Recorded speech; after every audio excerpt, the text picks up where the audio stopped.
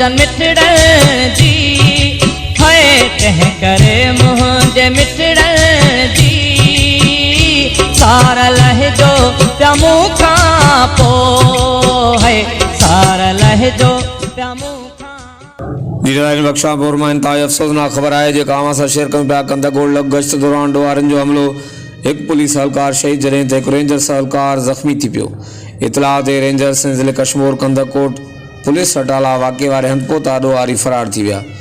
मिलियल ॼाण मूजिबि बख्शापुर वारे इलाइक़े गुबले पुलिस थाणे जी हद में डोहारी फुर जे इरादे सां बीठल हुआ त इतला ते पुलिस ऐं रेंजर्स सटाला मौक़े ते पहुता।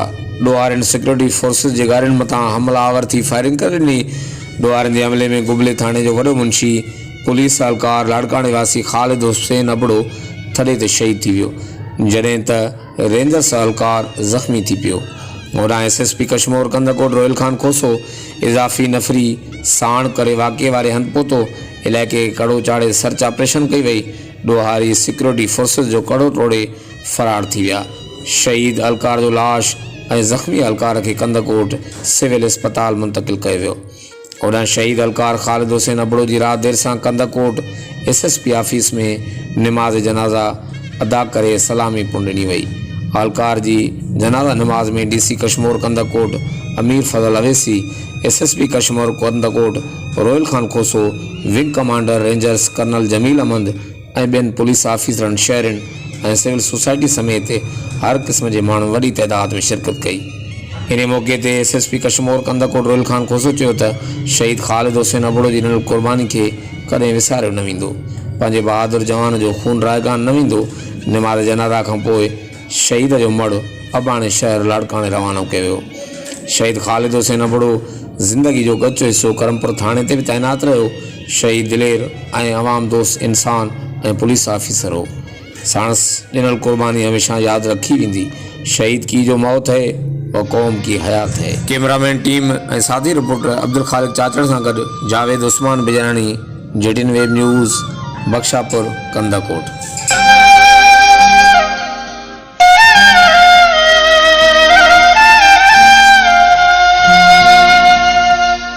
लेणन जा ककर बरसिया हूंदई, सुड कन में तसारो हूंदई,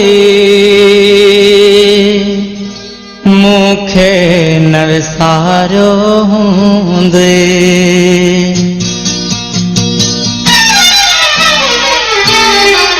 नेड़न जा ककर बरसिया हूंदई, सुड कन में तसारो हूंदई, मूंखे न विसारो हूंदई।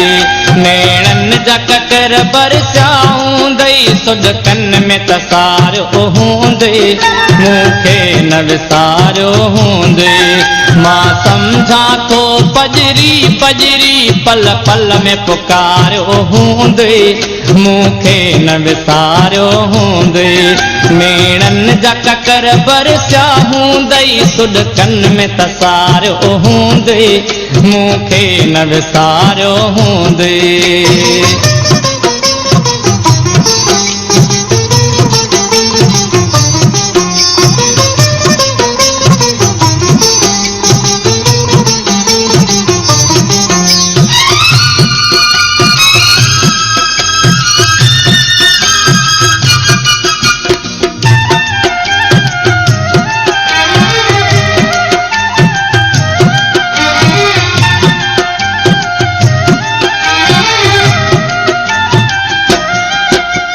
शाम जॾहिं थींदी हूंदई का यादि मुंहिंजी ईंदी हूंदई।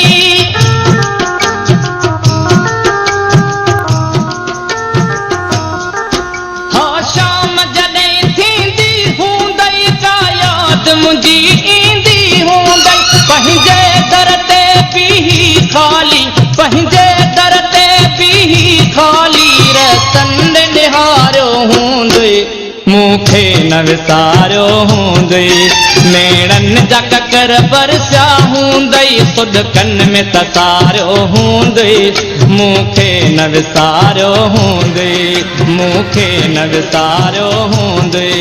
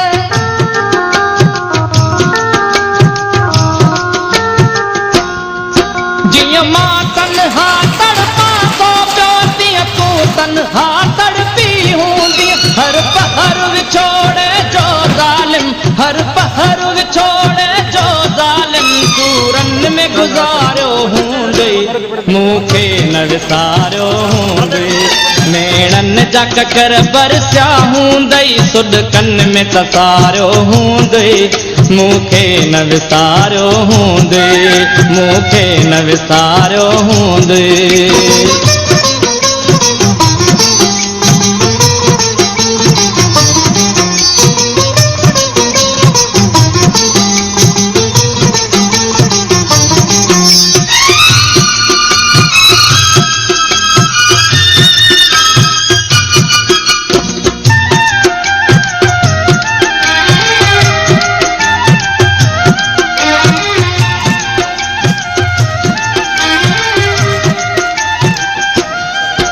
एहसास का ईदी दखणी पर चावज का उम्मीद खणी